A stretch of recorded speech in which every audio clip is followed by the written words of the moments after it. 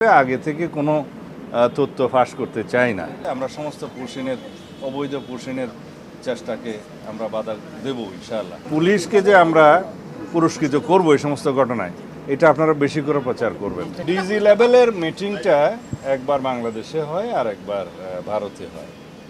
তো এটা এবার আমাদের যাওয়ার পালা। ডিজি লেভেলের মিটিংটা ওখানে হচ্ছে, ওখানে সমস্ত বিষয়গুলো আলোচনা হবে।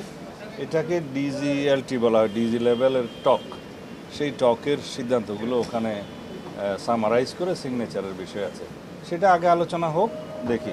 আমরা ডিপ্লোম্যাটিক চ্যানেলে এগুলো আলাপ আলোচনা করে সমাধানের চেষ্টা করছি এবং আমাদের বর্ডার গার্ড তারা সতর্ক আছে। আমরা সমস্ত পুশিনের অবৈধ পুশিনের চেষ্টাকে আমরা বাধা দেব ইনশাআল্লাহ। এ পর্যন্ত তাই হয়েছে।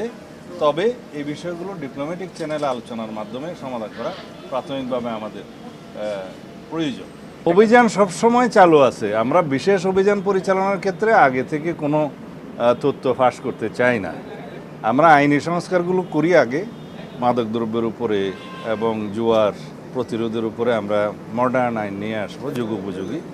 তখন আমরা আসামি এদের বিরুদ্ধে যথাযথ প্রক্রিয়ায় আইনি প্রক্রিয়ায় আগাতে পারবো। এখন যে আইনগুলো আছে ওখানে কিছু দুর্বলতা আছে, যার কারণে অপরাধীরা ছাড়া পেয়ে যাচ্ছে, সেগুলো আমরা আগে অ্যাড্রেস করব। আর পুলিশকে যে আমরা পুরস্কৃত করব এই সমস্ত ঘটনায়, এটা আপনারা বেশি করে প্রচার করবেন।